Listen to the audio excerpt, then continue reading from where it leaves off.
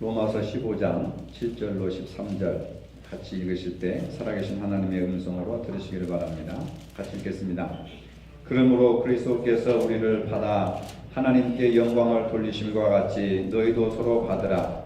내가 말하노니 그리스도께서 하나님의 진실하심을 위하여 할례의 주종자가 되셨으니 이는 조상들에게 주신 약속들을 견고하게 하시고 이방인들도 그 긍휼하심으로 말미암아 하나님께 영광을 돌리게 하려 하심이라. 기록된 바 그러므로 내가 열방 중에서 주께 감사하고 주의 이름을 찬송하리로다 함과 같으리라. 또 이르되 열방들아 주의 백성과 함께 즐거워하라 하였으며 또 모든 열방들아 주를 찬양하며 모든 백성들아 그를 찬송하라 하였으며 또 이사야가 이르되 이새의 뿌리 곧 열방을 다스리기 위하여 일어나시는 이가 있으리니 열방이 그에게 소망을 두리라 하였느니라. 소망의 하나님이 모든 기쁨과 평강을 믿음 안에서 너희에게 충만하게 하사 성령의 능력으로 소망이 넘치게 하시기를 원하노라. 아멘. 오늘은 예수님의 오심을 기다리는 대림절의 첫 주일입니다. 강림절이라고도 하기도 하고 대림절이라고도 하는데 대림절의 첫 주일이라고 할 수 있습니다. 대림절의 의미대로 다시 한번 오늘 우리의 현실을 돌아보면서 예수님께서 우리 가운데 오심을 생각하는 그러한 시간을 우리가 가져야 될 것 같습니다. 예수님의 오심을 통해서 이루어진 우리의 변화를 생각하면서 소망을 가져야 될 때가 되었다 하는 말씀을 드릴 수가 있습니다. 오늘 우리 자신의 모습과 또 가정과 일터와 교회의 모습을 하나님 앞에서 우리가 솔직하게 비춰볼 시간들이 필요하지 않겠는가. 예수 그리스도께서 우리 삶의 중심에 들어오셔서 변한 것이 무엇일까? 내가 예수 믿고 변한 것이 무엇일까? 왜 예수께서 나의 구원이 되시고 소망이 되시는가 하는 그런 근본적인 물음을 여러분들 스스로 한번 물어보시기 바랍니다. 오늘 주시는 말씀을 통해서 그 의미를 다시 한번 깨닫고 은혜를 나누어 보았으면 좋겠습니다. 오늘 우리 시대의 가장 큰 비극은 미움과 다툼과 분열입니다. 교회도 가정도 여기에서 벗어날 수가 없습니다. 하나님 앞에 개인이 바로 서지 못하니까 가정이 온전할 수 없고 온통 미움과 분쟁투성입니다. 사회적으로 깊은 상처 속에 사회적 질서와 기강이 무너져 내리고 있습니다. 교회도 예외가 아닙니다. 갈등과 분열이 있는 한 가정도 그렇고 사회도 그렇고 교회도 그렇고 자유로울 수가 없다는 것입니다. 이런 복잡하고 무질서한 세상 가운데서 오늘 우리는 로마서를 읽었습니다. 로마서에는 오직 믿음으로 구원을 얻는다고 하는 복음의 진리가 담겨져 있습니다. 그래서 종교개혁자 루터는 이 로마서를 통해서 이 서신은 신약성경의 진정한 핵심이며 가장 순수한 복음이다 라고 이렇게 말을 하고 있습니다. 그러므로 그리스도인은 이 로마서의 내용을 낱말 하나하나에 이르기까지 외우도록 알아야 할 뿐만 아니라 영혼에 일용할 양식으로서 나날이 그것을 간직하고 살아가는 것이 귀중하며 가치가 있는 것이다. 여러분들은 로마서를 한 번쯤 읽었고 들으셨을 텐데 로마서에 대해서 어떤 관심을 가지고 어떤 개념을 가지고 로마서를 생각하고 있는가? 바로 가장 중요한 구원의 핵심이고 가장 순수한 복음의 결정체라고 하는 겁니다. 그래서 다이아몬드 반지를 성경이라고 한다면 그 다이아가 로마서와 같은 것이다. 이렇게 로마서를 굉장히 높이 평가를 하고 있습니다. 그래서 그 낱말 하나하나까지 우리가 외우고 또 묵상하고 암송하면서 그 말씀 속에서 우리가 하나가 되고 내 피와 혈관 속에 흐르는 피들이 그 로마서의 말씀이 흘러넘치도록 우리가 그 말씀 속에 충분히 적셔져야 된다는 겁니다. 그래야 복음이 뭔지 내가 왜 예수를 믿는지 그런 것을 이해할 수 있게 되는 가장 귀중한 가치가 로마서에 포함되어 있다고 하는 것을 말하고 있습니다. 하나님이 인간과 세상의 구원을 위해서 무엇을 하셨는지 그리고 우리가 그 하나님의 구원과 사랑에 어떻게 응답해야 하는지를 가르쳐 주는 것이 바로 로마서의 내용이라고 하는 겁니다. 이 가운데 오늘 본문 15장 7절로 13절에는 로마 교회 안에 있었던 큰 문제였던 이방인들과 유대인 간의 갈등을 어떻게 풀어나가고 있는지 그것에 대한 이야기를 하고 있는 것입니다. 사람이 만들어 놓은 분열과 갈등을 풀어나갈 수 있는 비밀을 복음 안에서 제시하고 따를 것을 고면하고 있는 것입니다. 오늘 우리 사회가 불신과 다툼과 분열로 지금 극에 달하고 있지 않습니까? 그러면 교회는 평안한가? 교회도 마찬가지입니다. 여러분 가정은 평안합니까? 가정도 마찬가지입니다. 직장은 아무 문제 없습니까? 직장도 마찬가지입니다. 이게 국가와 사회와 그 다음에 교회와 직장과 가정 그 다음에 작게는 우리 개인의 마음까지 전부 이렇게 서로 연관되어 있다고 하는 거예요. 생선토막처럼 잘라놓을 수가 없는 것이 아니라 서로 이렇게 엿가락처럼 길게 늘어져 있는 겁니다. 그래서 이러한 갈등의 문제를 어떻게 해결하고 극복해 나갈 수 있을 것인가? 로마서는 그것을 제시하고 있는 말씀입니다. 오늘 읽은 본문들이. 첫째로 강한 자와 약한 자는 서로 용납해야 된다는 겁니다. 7절 말씀입니다. 그러므로 그리스도께서 우리를 받아 하나님께 영광을 돌리심과 같이 너희도 서로 받으라 하는 말씀입니다. 거룩하신 주님께서도 죄인인 우리를 받아주셔서 우리가 죄를 용서받고 구원의 자리에 이르게 되었는데 그런 우리가 어찌 다른 형제들을 용납하지 않을 수 있겠느냐라고 하는 강력한 권고의 말씀을 하고 있습니다. 따라서 예수님은 우리가 다른 사람들을 용납하는 표준과 근거가 되는 것입니다. 너희도 서로 받으라. 받으라고 하는 것은 물건을 받으라고 하는 것이 아니고 영접하다, 환영하다라고 하는 뜻입니다. 그러니까 유대인들과 이방인들은 물과 기름이에요. 생김새도 그렇고 신앙 전통도 그렇고 믿는 방법도 그렇고 신앙 고백도 그렇고 다 물과 기름입니다. 그런데 예수님께서 그 화해와 일치와 하나가 되는 비결을 예수님께서 본이 되시고 덕이 되셨기 때문에 바울은 예수님을 본받아 당신들도 서로 하나가 되라. 15장 2절에 보니까 우리 각 사람이 이웃을 기쁘게 하되 선을 이루고 덕을 세우도록 할지니라 하는 그런 말씀도 있습니다. 그래서 강한 자와 약한 자가 서로 용납해야 된다 하는 말씀을 하고 있는 것인데 서로 용납하라고 하는 말은 영접하다, 환영하다. 여러분 가게 같은 데 가보면 손님들이 오면 굉장히 환영을 하잖아요. 영접하잖아요. 왜? 돈이 되니까. 근데 교회가 식당에게 배워야 할 것이 많이 있습니다.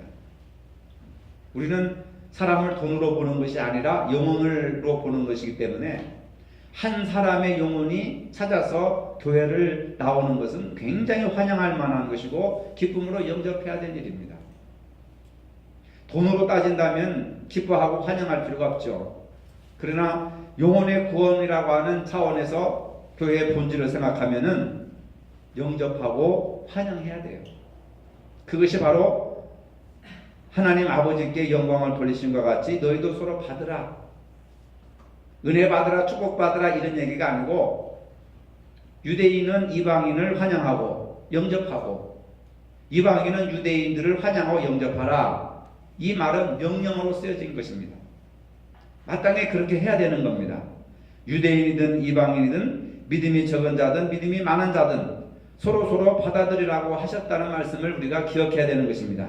그래서 예수 그리스도께서 죄인인 우리들을 받아주셨던 것처럼 이방인들은 유대인들을 받고 유대인들은 이방인들을 받아 서로 싸우지 말고 갈등을 일으키지 말고 서로 용납하고 서로 환영하라 이런 말씀을 하고 있는 겁니다. 바울은 교회 안에 모든 사람은 하나로 뭉쳐야 하고 믿음이 약한 자와 강한 자들이 한 몸을 이루어야 하는 것이고 유대인과 이방인들이 교회의 가족으로서 같은 교제를 해야 된다고 강조하고 있는 것입니다. 왜냐하면 예수 그리스도께서 죄인인 우리들을 용서하시고 받아주셨기 때문에 우리도 마땅히 그러해야 된다. 성격이 다르고 믿음의 크기가 다른 사람들이 서로 화해하고 연합할 수 있는 근거가 바로 예수 그리스도께서 그렇게 하셨기 때문에 예수 그리스도를 따라가는 그리스도의 제자들도 마땅히 그렇게 살아가야 되는 것이다. 이렇게 말씀하고 있습니다. 고린도 교회에서도 우상의 제물을 둘러싼 논쟁이 심각하게 있었습니다. 그 분열과 대립은 어느 한쪽 편을 드는 것으로 해결되지 않는 복잡한 성질의 문제였습니다. 그러면 어떻게 그 문제를 해결했는가? 서로가 상대방의 입장을 이해하는 것으로 교회가 평화로운 길을 선택한 겁니다. 서로 상대방의 입장. 고기를 먹어서는 안 된다고 하는 유대인들과 그냥 고기는 먹어도 된다고 하는 이방인들의 입장. 그것은 레위기까지 올라가는 거죠. 레위기까지 올라가면은 수천 년 동안 유대인들은 부정한 음식을 먹어서는 안 되고 부정한 고기를 먹어서는 안 된다고 하는 율법의 가르침을 그대로 순종하게 된 거예요. 근데 이방인들은 전도 받아가지고 교회로 나온 이방인들은 그게 뭔지는 모릅니다. 그냥 몸에 좋으니까 먹은 것이고 배가 고프니까 먹는 것이고. 근데 교회 안에서는 그 문제를 가지고 첨예하게 싸우는 거죠. 유대인들은 이방인들을 무식하고 천한 것들이라고 무시하고 이방인들은 유대인들을 아주 고지식하고 편견에 사로잡혀 있는 자들이라고 서로 적대하고. 그러니까 고린도 교회 안에 교회가 분쟁이 그칠 날이 없는 거예요. 먹는 사람은 먹지 않는 사람들을 욕하고 먹지 않는 사람들은 먹는 사람들을 욕하고. 이제 그런 문제에서 바울은 자기 입장만 주장할 것이 아니라 상대방의 입장을 이해하는 편에서 한번 생각해 보자 하는 그런 제안을 내세운 것입니다. 고기를 먹는 것은 하나님 안에서 아무런 문제가 없으나 그것 때문에 형제가 시험에 든다고 한다면 자제하는 것이 옳다. 이렇게 말씀하고 있습니다. 고기의 문제, 제사의 문제, 예배의 문제가 아닙니다. 무엇의 문제입니까? 바울은 형제가 시험에 드느냐 안 드느냐 그 문제라고. 우리는 자칫 교회 하면은 성경에서 먹지 말라고 한 그 음식을 안 먹는 것이 거룩하다고 생각을 하는 거죠. 근데 그것을 먹는 사람들을 부정하다고 생각하는 겁니다. 그래서 부정한 사람들과 부정하지 않은 사람들이 함께 신앙생활을 할 수가 없는 거죠. 그래서 교회가 분열되는 겁니다. 고린도 교회가 그래서 분열되었고 갈갈이 찢어져 버렸던 것을 우리가 역사를 통해서 알 수가 있습니다. 그래서 바울은 무엇을 선택을 했느냐? 어떻게 가르쳤느냐? 먹고 안 먹고 중요한 것이 음식의 문제가 중요한 것이 아니라 음식의 문제가 중요한 것이 아니라 그 음식을 먹음으로써 형제가 시험든다면 나는 그것을 먹지 않겠다. 바울의 신앙으로서는 먹어도 아무 상관이 없는 거예요. 그게 단지 형제가 중요하다는 거예요. 형제, 나 때문에 시험드는 형제가 있다면 나는 먹지 않겠다. 그러니까 자신의 입장을 생각한 것이 아니라 믿음이 연약한 자의 입장을 생각하게 되었다고 하는 것을 알 수가 있습니다. 그래서 바울은 이러한 교회 상황 안에서 화평의 일과 서로 덕을 세우는 일에 힘쓰라고 하면서 고린도전서 15장 1절에 이렇게 말하고 있습니다. 우리 강한 자가 마땅히 연약한 자의 약점을 담당하고 자기를 기쁘게 하지 아니할 것이라. 그 로마서 15장. 믿음이 강한 우리는 마땅히 믿음이 약한 자의 약점을 담당하고 자기를 기쁘게 하지 아니할 것이라. 여러분 보세요. 우리는 하이에나처럼 하이에나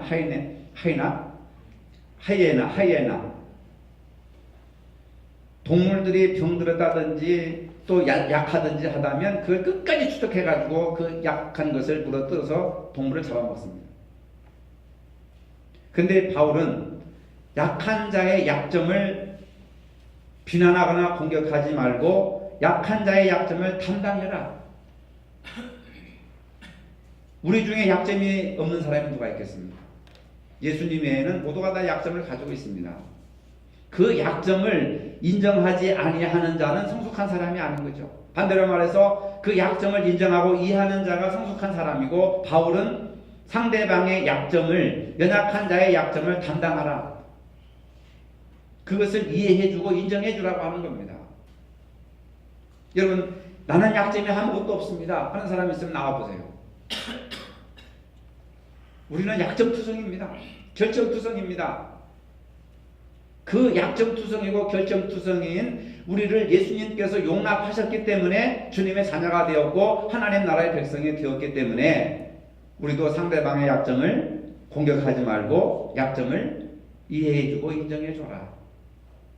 그것이 자기를 기쁘게 하는 것이 아니라 하나님을 기쁘시게 하는 것이고 하나님의 영광을 돌리는 것이다.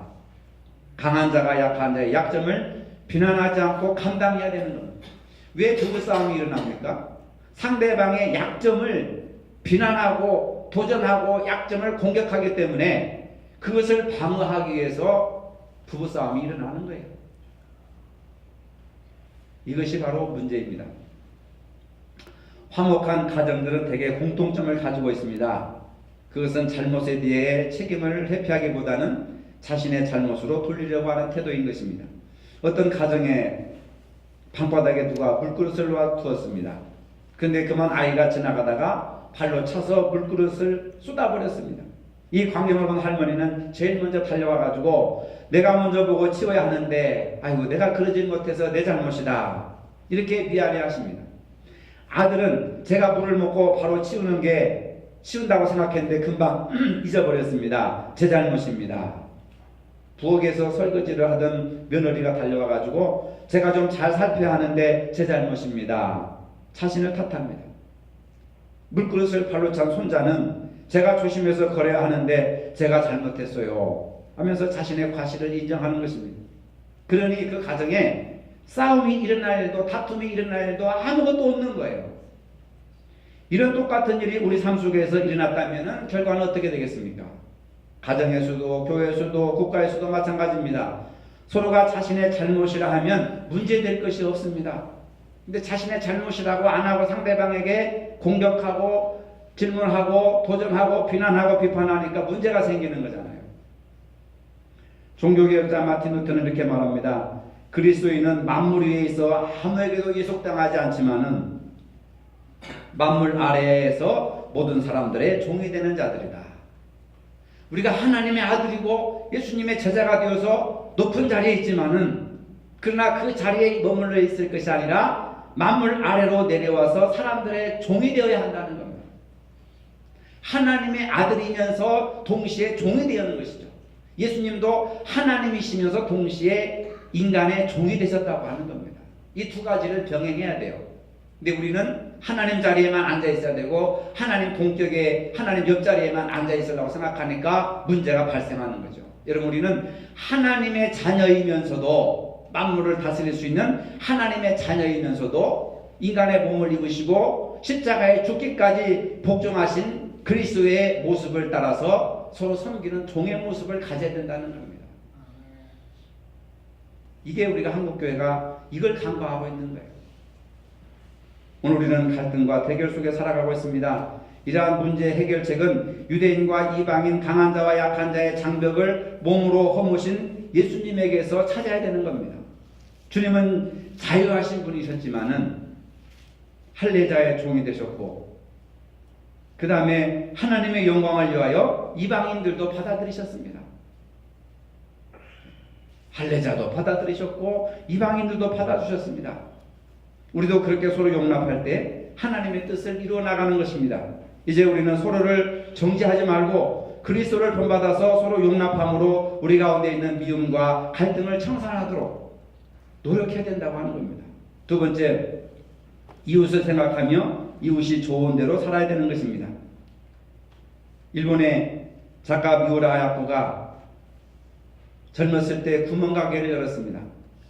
하나님의 축복으로 날마다 가게가 번성을 했는데 문제가 생겼습니다. 옆집 구멍가게들이 장사가 안 된다고 아우성을 치는 것입니다. 손님들이 다 미우라 아야코의 가게로 가니까 옆집 가게들이 굶어 죽을 판입니다. 너무 괴로웠습니다. 남편에게 말합니다. 우리 가게가 잘 되는 것이 옆 가게를 망하게 하는 것인 줄 몰랐어요. 가게를 줄입시다. 이것이 하나님의 진정한 뜻일 것 같아요. 우리 같으면 뭐라고 생각하겠습니까? 하나님 잘 믿으니까 하나님의 복을 주셔서 우리는 잘 되고 저 가정은 망하게 했다. 그런 생각을 할 거예요. 근데 이 사람은 신앙인이기 때문에 우리 가게가 잘 되는 것이 옆 가게를 망하게 하는 것인 줄 몰랐습니다. 가게의 규모를 줄입시다. 이것이 하나님의 뜻인 것 같아요. 해가지고 가게를 축소하고 손님들을 옆 가게로 보냈습니다. 그러니까 시간이 남아 돌아가죠. 그 남아 돌아가는 시간을 하나님을 사랑하는 그런 묵상을 하게 되고 글을 쓰기 시작했습니다. 그게 바로 세계적인 베스트셀러 빙점이라고 하는 소설인 것입니다. 저도 읽어봤습니다만 이 책은 출간 즉시 세계적인 베스트셀러가 되었습니다. 하나님의 사랑을 묵상하며 그 뜻대로 살려고 애쓰는 사람에게 하나님의 축복이 임한다는 사실을 체험하게 된 것입니다. 여러분, 믿는다고 다 믿어지는 것이 아닙니다. 반쪽짜리 믿음은 아무 의미가 없는 겁니다. 모든 걸 다 내 식대로 해석하면 그것은 믿음이 아닙니다. 이 사람은 우리 가게가 잘 되는 것이 옆 가게를 망하게 하는 것이기 때문에 가게를 줄입시다. 얼마나 위대한 신앙의 고백이고 얼마나 위대한 그리스도의 삶의 모습을 따라가고 있는 것인가. 우리가 입으로는 주님 사랑한다고 주님 따라간다고 하지만 생활 속에서는 주님과 반대되는 삶을 살아가는 것이 얼마나 많은지 모릅니다. 율법의 핵심은 하나님의 사랑과 이웃사랑이라고 예수님 말씀하셨습니다. 요한일서에서는 눈에 보이는 이웃을 사랑하지 않는 사람은 눈에 보이지 않는 하나님을 사랑할 수 없다고 말하고 있습니다. 하나님을 자세히 알고 사랑을 이웃에게 표현하며 사는 사람에게 하나님은 놀라운 축복을 허락해 주신다고 하는 사실입니다. 바로 이 뮤라 아야코처럼 이웃의 일을 자신의 일처럼 생각하며 사는 것이 진정한 이웃사랑이라고 하는 겁니다. 바울은 한 걸음 더 나아가서 서로를 용납하는 데 멈추는 것이 아니라 자기를 기쁘게 하지 말고 이웃이 좋은 대로 살아감으로써 화해와 일치의 삶을 살아가라. 나 좋은 대로 살아가는 것이 아니라 이웃이 좋은 대로 살아가라. 10절을 보니까 또 이르되 열방들아 주의 백성과 함께 즐거워하라. 열방들이 주의 백성과 함께 즐거워하라는 것입니다. 무엇을 즐거워하라는 것입니까? 기쁜 소식, 바로 하나님에게로 이르는 복음으로 인해서 서로 기뻐하게 하는 것입니다. 많은 분들이 저한테 하는 얘기가 교회 오면 재미가 없어요. 도대체 어떻게 해야 교회 오는 것이 재밌을까? 제가 요새 그냥 고민에 빠졌어요. 많은 분들이 그럽니다. 교회 가도 재미가 없어요. 그게 그분들이 말하는 재미라는 게 도대체 뭐냐? 레크리에이션이냐? 아니면 설교를 코미디로 해야 되는가? 아주 제가 지금 거룩한 고민에 빠져 있다니까요. 여러분, 진정한 즐거움과 기쁨과 재미있는 것은요, 여러분들이 하나님과의 관계 속에서 이루어져야 돼요. 첫째는 하나님과 나와의 관계가 엉망뒤죽박이 됐는데 사람과의 관계 속에서 기쁨이 오겠어요? 절대로 안 됩니다. 하나님과의 관계가 먼저 기쁜 관계가 되면 이웃과의 관계도 기쁘고 즐거운 관계가 되어 예배를 드림으로써 기쁘고 즐거워되게 되고 봉사하고 헌신하고 충성하고 그 다음에 교회 일을 하면서 기쁘고 즐거워지는 것이지, 하나님과의 관계가 이렇게 삐뚤어지면은 아무리 맛있는 음식을 먹고 아무리 좋은 프로그램을 하고 아무리 재밌는 영화를 보고 아무리 설교를 막 재미있게 코미디처럼 해도 그때뿐이고 남는 게 하나도 없어요. 성경을 읽으면서 기쁨이 생기고 연약한 성도들의 모습을 보면서 그들을 손을 잡아주면서 대화하면서 차 한잔 마시면서 기쁨을 얻고 즐거움을 얻고, 이게 성경에서 말하는 복음의 기쁨이라. 열방들아 주의 백성과 함께 즐거워하라. 여러분, 왜 예배를 드리는데 즐거움이 없어요? 찬송을 하고 기도하고 헌금을 하는데 왜 즐거움이 없습니까? 무엇을 즐거워하라는 것이냐? 바로 복음으로 인해서, 예수 그리스도께서 주시는 생명의 복음으로 인해서 기뻐하고 즐거워하라는 거예요. 그건 사람이 주는 기쁨과 즐거움, 음식이나 옷이 주는 기쁨과 즐거움, 건물이 주는 기쁨과 즐거움하고는 비교가 안 되는 거예요. 예수님께서 자신의 몸을 버리셨듯이 우리도 우리의 몸을 버려서 이웃을 구원하여 함께 기쁨을 누려야 하는 겁니다. 죄인이 영원히 지옥에 갈 수밖에 없는 죄인이 구원받았다고 하는 것보다 더 큰 기쁨과 즐거움이 어디 있겠느냐. 우리에게 좋은 것을 이웃에게 좋도록 나누어주고 함께하는 것이, 이게 진정한 기쁨 아니겠습니까? 이것이 바로 전도와 선교와 봉사의 원리라고 하는 것입니다. 요즘 전도가 안 된다고 모든 교회들이 지금 아주 비상 전략을 짜고 있습니다. 그렇다고 순서와 프로그램을 바꾼다고 전도가 됩니까? 이웃에 대한 배려는 없고 교회만 홍보하기 때문에 전도가 안 되는 거예요. 이제는 전도의 방법이 달라져야 됩니다. 전도지와 먹을 것만 나눠준다고 교회 오는 시대는 지나가 버리는 것 아니겠습니까, 여러분? 우리를 새롭게 하시고 우리에게 구원의 은총을 주신 예수님께서 원하시는 것이 무엇인지, 내가 원하는 것이 아니라 주님께서 원하시는 것이 무엇인지를 우리가 알아야 된다, 그 말입니다. 우리의 이웃이 누굽니까? 우리의 도움을 필요로 하는 사람들이 우리의 이웃입니다. 인종과 성과 신분과 외부적인 조건과 상관없이 도움을 필요로 하는 사람들. 우리는 예수님께서 보여주신 삶의 모범대로 우리도 이웃을 생각하면서 이웃이 좋은 대로 복음을 누리도록 인도해야 되는 겁니다. 우리에게 귀한 복음, 우리를 새롭게 태어나게 한 영생의 즐거움과 기쁨을 이웃들이 함께 나누도록 해야 된다, 그 말입니다. 그런데 지역을 위해서 사랑의 쌀 나누기를 한다든지 연탄 나누기를 한다든지 취약계층들을 위한 김장 담그기, 이러한 사회적인 활동들을 통해서 교회가 무턱에 낮아져야 된다, 그 말이에요. 연말에 진정 이웃을 위한 복음의 능력이 무엇인지를 우리가 생각을 해야 되는 거예요. 이런 걸 아무것도 하지도 않으면서 사람들이 교회 오기를 바란다고 하는 것은 이건 말도 안 되는 소리예요. 이런 활동들이 우리를 위해서 자신을 버리신 그리스도를 따라가는 구체적인 삶의 모습이라고 하는 그러한 믿음을 여러분들이 가지시기를 바랍니다. 마지막으로 예수 그리스도는 세상의 소망이 되십니다. 왜 예수님이 세상의 소망이라고 생각하십니까? 우리 안에 서로 용납하며 이웃이 좋은 대로 살아가는 길을 열어주시고 우리를 연합과 일치의 길로 이끄시는 분이 예수님이시기 때문에 예수님이 우리의 소망이 되십니다. 십자가에 죽으셔서 부활의 영광으로 거듭났기 때문에 예수님이 우리의 소망입니다. 여러분, 소망이라고 하는 것은 절망 속에 피어나는 꽃이라고 하는 거예요. 여러분, 가정에 소망이 있습니까? 교회에 소망이 있습니까? 소망을 찾는 것은 지금 절망 상태 속에 소망을 바라보는 거예요. 12절에 이렇게 말씀하십니다. 열방이 그에게 소망을 누리라. 소망의 하나님이 믿음 안에서 기쁨과 평강을 충만하게 하사 성령의 능력으로 소망이 넘치게 하신다 하는 말입니다.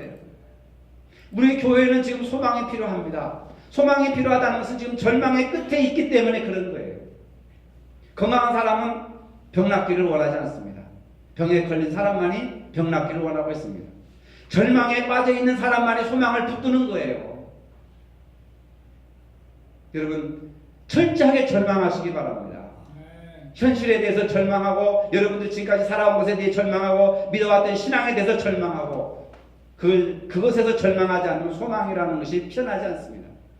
예수님은 십자가에 죽으셨기 때문에 부활에 대한 소망을 가진 거예요. 죽어야 부활을 합니다. 죽지 않으면 부활이 없습니다. 부활은 우리 인류에게 주시는 영원한 산 소망입니다. 이대로 해보니까 안 되는구나. 이대로 믿어보니까 안 되는구나. 이렇게 살아보니까 안 되는구나. 철저하게 절망을 하고 그 절망에 주님이 나의 소망이십니다. 말씀이 나의 소망이십니다. 복음이 나의 소망이십니다. 로마서가 나의 소망이십니다. 그런 고백을 할 수 있어야 된다. 과거에 살아왔던 그 모습 가지고 계속 한다고 해서 새로워지는 것이 아닙니다. 믿음이 적은 자이든 많은 자이든 유대인이든 이방인이든 신자든 아니든 사용자든 노동자든 장애인이든 비장애인이든 여성이든 남성이든 부자든 가난한 자든 서로 그 모든 다름을 뛰어넘어야 되는 거예요. 다른 것을 뛰어넘어야 된다 이 말입니다. 저 사람은 나와 다르구나. 선을 딱 잘라버리면 안 돼요. 저 사람이 나와 다르다 인정을 해주는 거예요. 거기서부터 시작되는 겁니다. 로마서는 바로 거기서부터 시작되는 거예요. 유대인과 이방인들이 칼로 무를 딱 잘라버리고 단절하는 것이 아니라 고기를 먹든 채소를 먹든 먹는 사람은 먹지 않는 사람들을 이해해주고 먹는 사람은 먹지 않는 사람들을 인정해주고 서로 다른 차이점을 인정해준다고 하는 거예요. 오늘 우리 한국 사회가 왜 이 모양 이 꼴이 되었느냐? 서로 차이를 인정해주지 않고 정지하기 때문에 그런 거예요. 사회도 그렇고 우리 가정도 그렇고 한국 교회도 그렇고 이 다름을 뛰어넘지를 못하는 겁니다. 예수님이 하늘의 영광을 버리고 이 땅에 오신 것은 자신을 선전하고 자신을 자랑하기 위해서 하는 것이 아니라 나는 하나님의 영광을 입었지만은 낮고 천한 인간의 몸을 입으시고 이 땅에 오신 것은 하나님과 인간이 다르잖아요. 그 다름을 뛰어넘어서 성육신 하신 겁니다. 그러니까 진정한 성육신이라고 하는 것은 다름을 뛰어넘어야 됩니다. 극복해야 된다 그 말입니다. 그래야 진정한 일치와 화해가 이루어질 수 있는 것이죠. 그렇지 않으면 죽었다 깨려도 안 된다 이 말입니다. 사랑하는 성도 여러분, 소망은 절망에서 피어나는 한 송이 꽃과 같은 것입니다. 복음은 우리를 하나님과 화해하게 하고 이웃과 화해하게 하고 모든 필요세계와 화해하게 하는 능력이 있습니다. 여러분 자신과 하나님과의 관계를 화해하시고 여러분 자신과 화해하시고 그리고 여러분 이웃과 화해하시길 바랍니다. 화해의 제물이 되시기 위해서 이 땅에 오신 예수 그리스도 성탄의 계절에 성탄절만 생각할 것이 아니라 왜 예수님께서 오시고 우리를 구원하셨고 어떻게 예수님께서 우리의 영원한 소망이 되셨는가 하는 것을 깊이 고민해보는 한 달이 되시기를 간절히 바라겠습니다. 그러고 하신 주님, 세상은 미움과 갈등으로 치닫고 있습니다. 이러한 때 우리는 강한 자와 약한 자가 서로 용납하는 삶을 살게 하시고 내가 좋아하는 것이 아닌 이웃이 좋은 대로 살게 하시며 우리의 영원한 소망이신 주님을 기다리며 살게 하여 주시옵소서. 예수님의 이름으로 기도합니다. 아멘. 이제는 우리 주 예수 그리스도의 은혜와 하나님 아버지의 무한하신 사랑과 성령의 교통하심이 대림절을 맞아 우리의 영원한 소망이신 주님을 기다리는 모든 성도들 머리 위에 이제로부터 영원토록 함께 하시기를 축원하옵나이다. 아멘.